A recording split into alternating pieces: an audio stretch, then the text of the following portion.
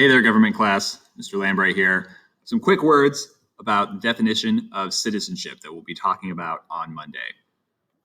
So I read through all of your emails, and I really enjoyed reading the different definitions of what it means to be an American citizen. Now, my favorite thing was that they were so varied because each person, depending on their ideology, will have a different definition of what it means to be an American citizen.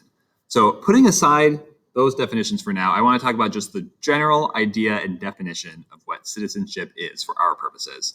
So in political science, citizenship is just an agreement between a person and their government, or their country, you could say, their country being represented by their government. So as a citizen, legally, you are guaranteed certain things from your government. This could be protection, this could be housing, healthcare, somebody coming to put out the fire if your house is on fire, certain protection of your property rights, all sorts of things. In return, you give things back. The most obvious one is taxes. Generally, you give some of your money that is pooled and that goes to pay for these services that you are getting in return. This could also be your service, whether it's service in the military or service in your community. This could be loans of things that belong to you that the government will use and then give back to you, all sorts of different things, and can mean different things in different countries. What falls into these categories is part of your ideology, or what you believe should be in these things is part of your ideology. And it can vary from person to person and place to place.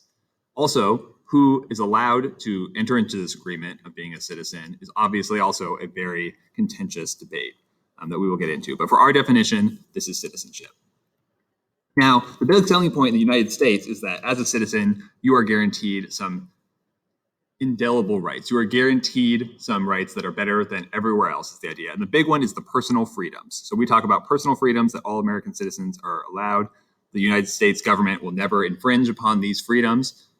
The biggest one being that you will never be denied that freedom unless there's a very good reason given, and they must prove it in a court of law. There's a trial process. This is the basis of our country's belief systems in our arrangement as citizens. Now, there's always exceptions, right? The United States government doesn't always follow through on those promises. A great example would be the internment of Japanese Americans during World War II. This is obviously a denial of their citizenship rights based on their race. Another example could be the imprisonment of Chelsea Manning more recently, or the treatment of various protesters throughout history, both during the civil rights movement, various civil rights movements, or more recently, the protests that have been happening throughout the country.